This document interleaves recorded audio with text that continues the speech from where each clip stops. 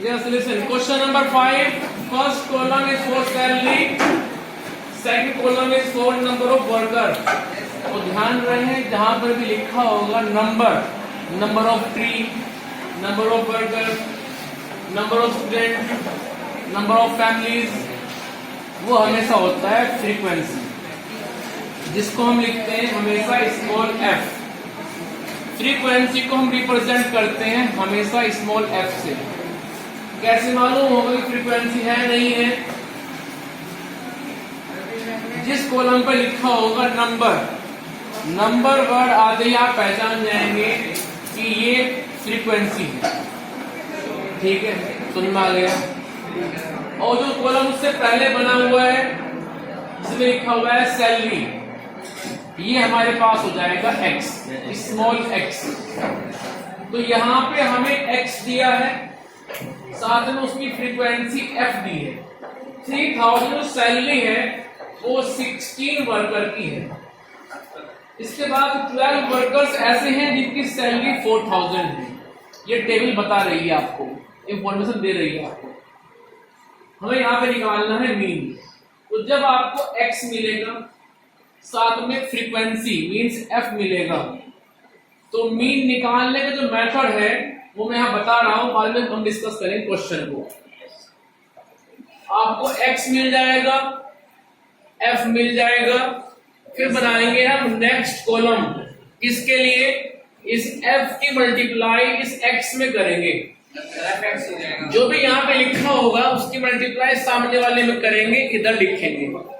फिर इसकी मल्टीप्लाई इधर करेंगे, इधर लिखेंगे। मान लीजिए इधर 16 है, यहाँ 4 है, तो 16 4 या 64 इधर लिख देंगे सामने। तो ये कॉलम बनेगा फिर एफ एक्स के लिए। कोई प्रॉब्लम यहाँ तक? उसके बाद एफ एक्स में जितनी भी एंट्री आएंगी उन सब एंट्री का हम सम कर देंगे, उनको हम ऐड कर देंगे, जिसको बोलते हैं हम सिग्मा। एक वर्ड यूज करते हैं इस तरह का,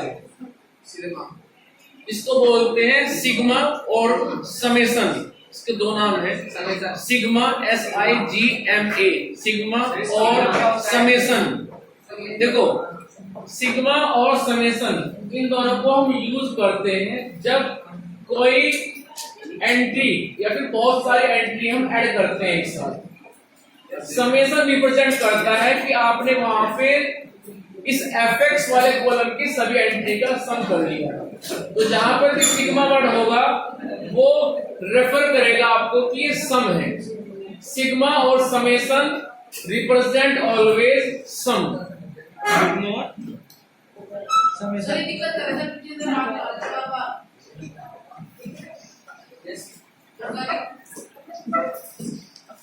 बेटा मैंने खाली बोला था और उसी बोलने बोला था, बोलने ना बैठे। बेटा ऐसा मत करो कि मुझे उधर आना पड़े, बस आपको भी होगा थोड़ा, मेरे हाथ को भी होगा और बाकी एंटरटेनमेंट करेंगे। You will see trigger। ऐसा मत करिए बेटा, पढ़ने के लिए आए सिर्फ वही काम करें, बात छूट जाएगी आप कर लीजिए, कोई प्रॉब्लम नहीं है। मैंने ये बताया कि x मिलेगा, f मिलेगा, तो उनकी मल्टीप्लाई कर देंगे, कॉलम बनाएंगे नेक्स्ट fx के लिए। और इस fx की जितनी भी एंट्री आएंगी, वो चाहे वो 5 हो 10 हो व्हाटएवर, उनको हम ऐड कर देंगे और लिखेंगे सिग्मा fx। सिग्मा fx और समेशन fx बता रहा है कि हमने fx की सभी एंट्री को ऐड कर लिया है और रिजल्ट यहाँ पे लिख दिया है। उसके बाद जितना f है, f में यहाँ पे एंट्री होगी, उन सबको भी आप ऐड कर लेंगे और लिखेंगे sigma f।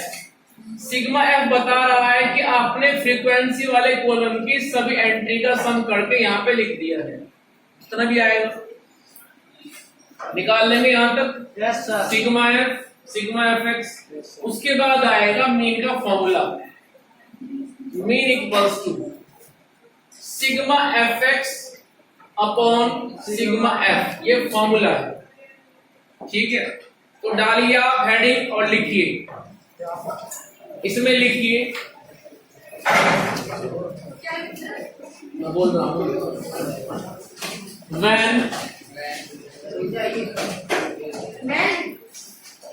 when x and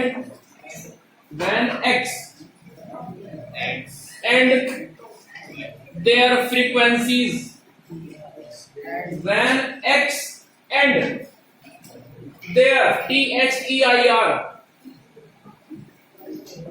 frequencies is given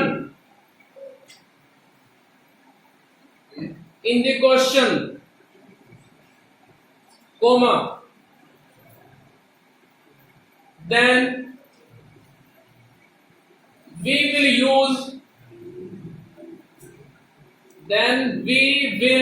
use the following formula. Then we will use the following formula, और फॉर्मूला यहां पे लिख दिया है.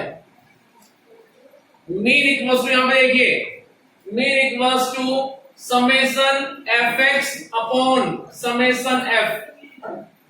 ये ऐसे बनता है, ध्यान रहे, कभी इसको आप ये बना दें इस तरह से, ठीक है, तो ये ऐसे ही बनेगा, इसमें कुछ और मॉडिफिकेशन मत करना, कभी हम आपको मॉडिफाई करते हैं.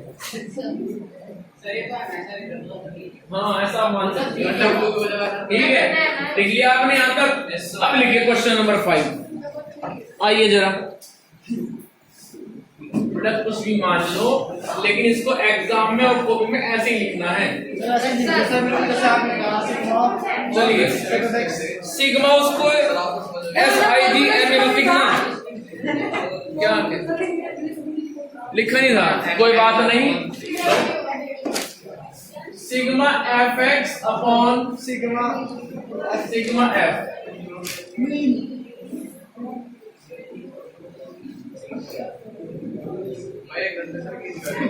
अब देखिए आप क्वेश्चन नंबर यहाँ पे 5.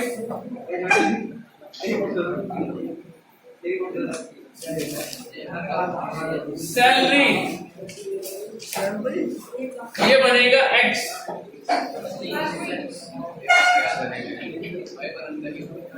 उसके बाद नंबर ऑफ, जो बीच में बोल रहे हैं ना, मोहम्मद फैज,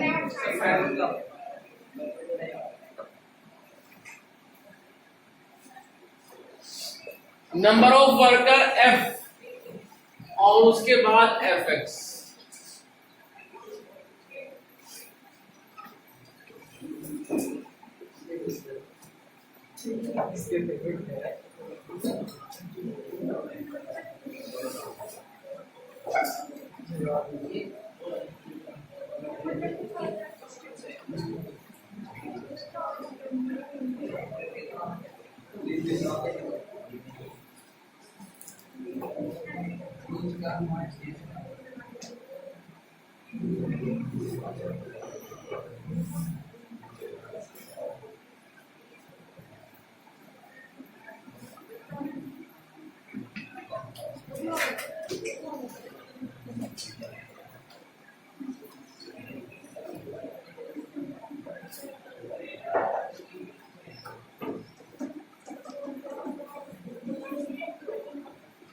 स्टार्ट करें.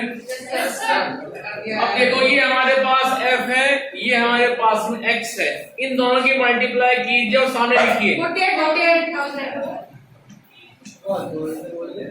48,000 क्या आ जाएगा? 48 ही आएगा. क्या आएगा? 50. 48 ये भी 48. 42 ये भी 32.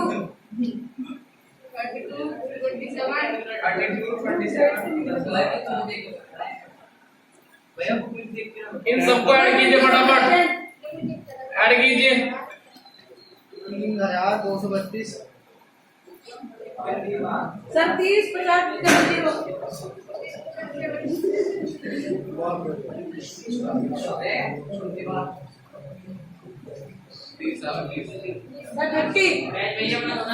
चलिए तो कुल मिलाकर के सिग्मा एफ एक्स की वैल्यू आ चुकी है, कितनी है ये वैल्यू? 3,05,000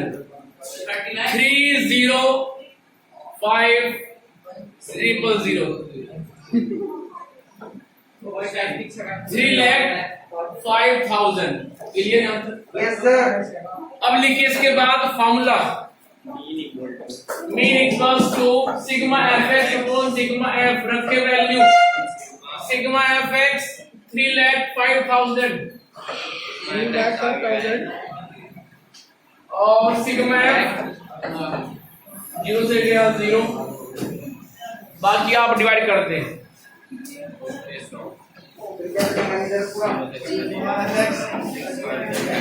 कितना आएगा? 6,000 काट देंगे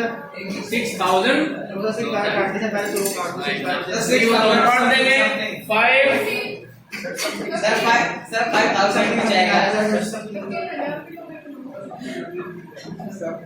508.33 भैया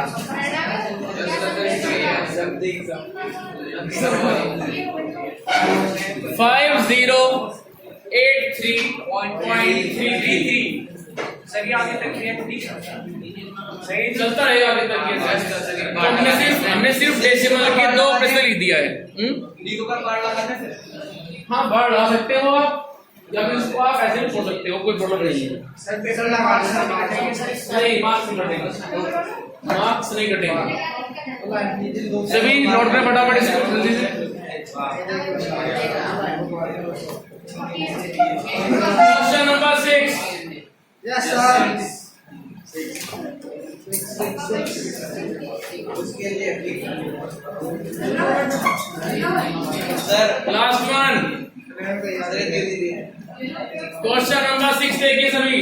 यस सर। जल्दी को बिगनेस को सर लिख दिया है, हटा दीजिए।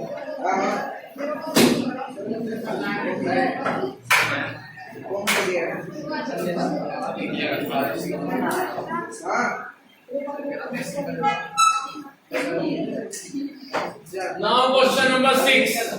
थोड़ा ध्यान से। Give one example of the situation in which the mean is an appropriate measure of central tendency.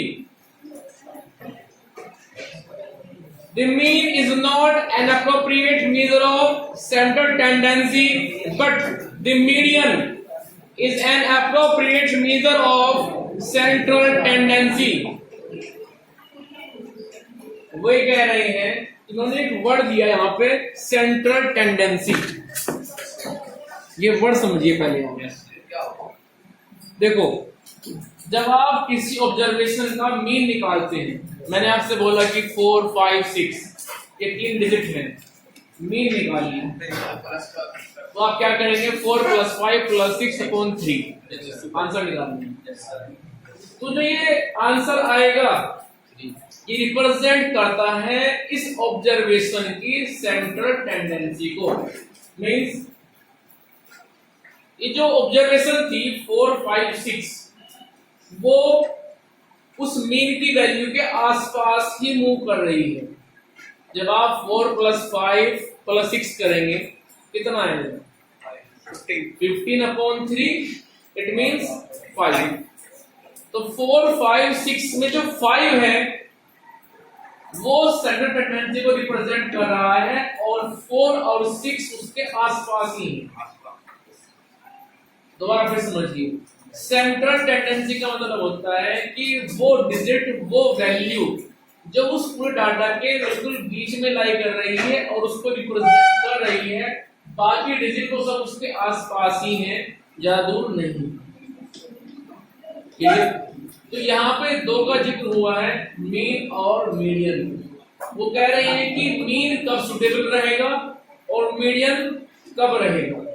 तो सुनिए, यदि आप ऑब्जर्वेशन लेके चल रहे हैं वो जिसमें कोई ज्यादा डिस्टेंस नहीं है, जैसे 4.5, 5.5, फिर आपने 6 लिया, 6.2 लिया, 7, 8, 9 इस तरह से। तो यहाँ पे मीन को चूज करना और मीन को यूज करना एक अप्रोप्रिएट आंसर होगा, हम यहाँ मीन को यूज कर सकते हैं। लेकिन जब डिस्ट्रीब्यूशन की डिजिट में डिफरेंस ज्यादा होता है, जैसे कि मैंने बोला 99, 150, देन 1000, 2000, 5000, 10,000, तो जब उन डिजिट के बीच में डिफरेंस ज्यादा है तो तब हम मीन को यूज ना करें। यदि हमें अपना अप्रोप्रिएट आंसर देना है तो हम मीन की बजाय मीडियन को वहां पे प्रीफर करें। क्लियर? सुनना है कुछ? जब डिस्ट्रीब्यूशन की डिजिट में डिफरेंस बहुत कम होता है तो वहां पे हम मीन यूज करते हैं सही आंसर निकालने के लिए। But whenever we have a big difference between the two digits of the data, then median is more suitable comparative to mean. तो वहां पे आप मीन की बजाय यूज करें मीडियन को। समझ में आया कुछ? चलिए क्लिक किया, हम बोल रहे हैं आपको, ठीक है फटाफट।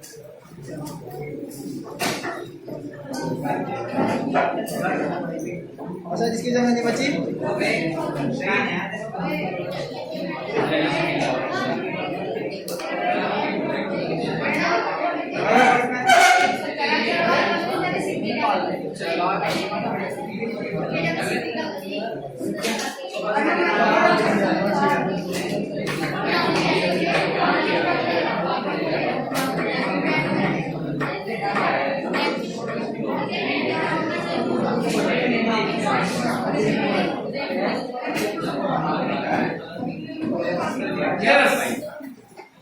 लिखिए फटाफट।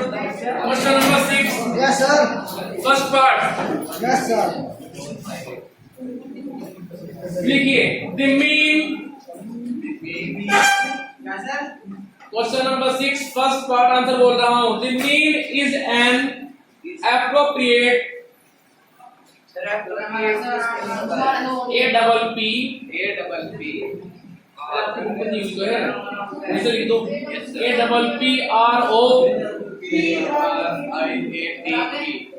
बोल रहा हूं। The mean is an appropriate measure of central tendency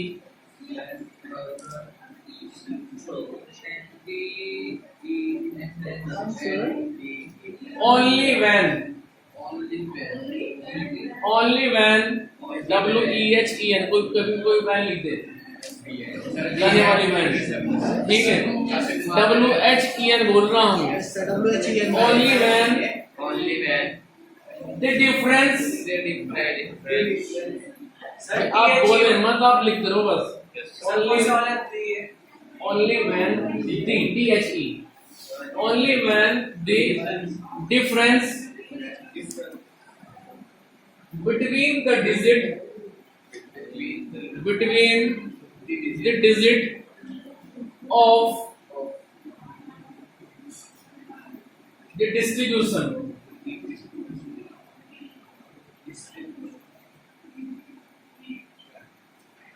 stop लगाइए और उसके बाद फिर एग्जांपल लिखिए।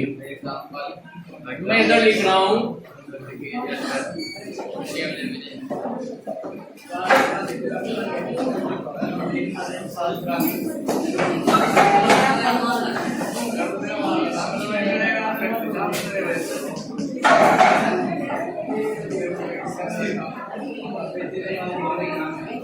इसको लिखिए फटाफट।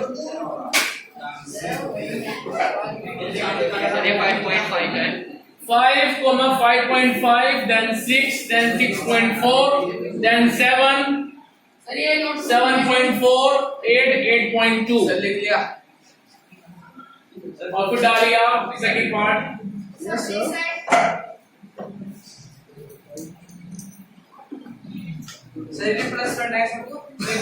मैंने एग्जाम्पल दिया है कि जब आपको मिलेगा डाटा इस तरह का तो वहां पे मीन यूज करना एक अच्छा तरीका होगा, एक अच्छा आंसर होगा वहां पे। चलिए पहले सेकंड पार्ट उसमें लिखिए। वी प्रेफर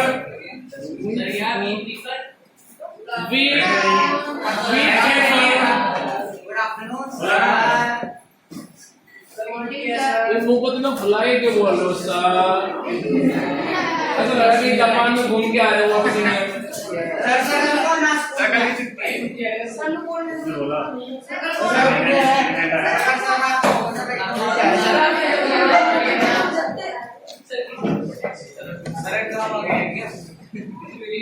ये एग्जाम रिजल्ट है जब आएंगे आपको पता चल जाएगा।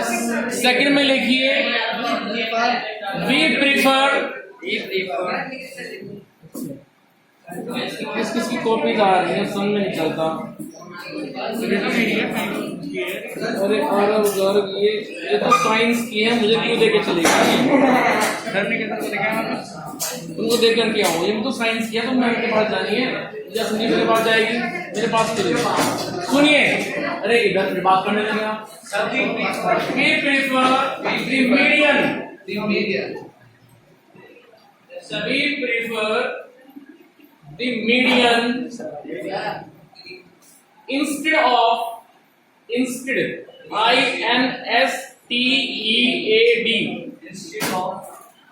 instead of mean। मैं आपको ये दिखा रहा हूं यहाँ पे कि हम मीडियन को यूज करते हैं मीन की बजाय।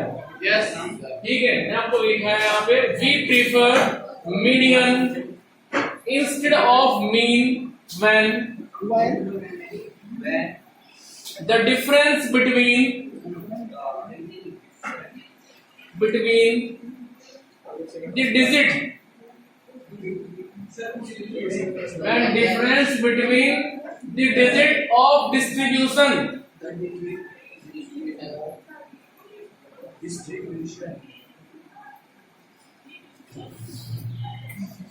is very large।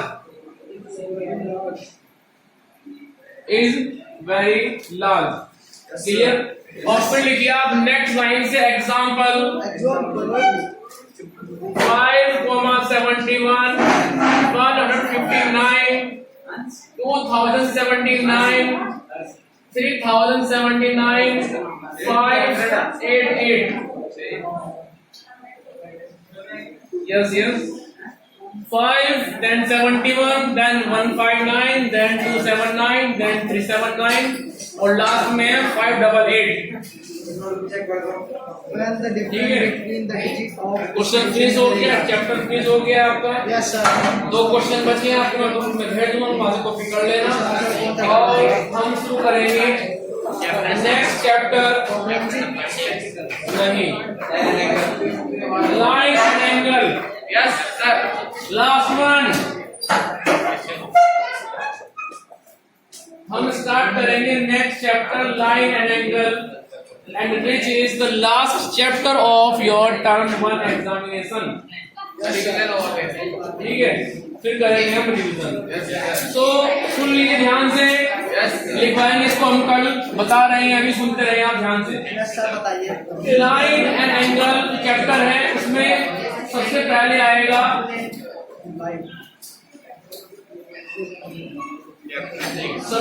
आएगा parallel line, perpendicular line, intersecting line, collinear line. Yes sir. तो हम पढ़ेंगे पहले इन चारों को। yes sir। बता रहा हूं, लिखवाएंगे बाद में, पहले सुन लो अभी। वो लाइन जो एक दूसरे के पैरेलल मूव करती हैं उनको बोलते हैं पैरेलल लाइन, लाइक अ रेलवे ट्रैक।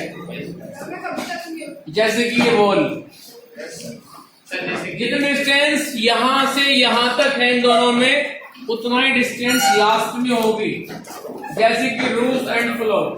Yes sir. ठीक है, ऐसा नहीं कि डिस्टेंस यहाँ पे हाइट कम है उधर ज्यादा हो गई, ऐसा नहीं है।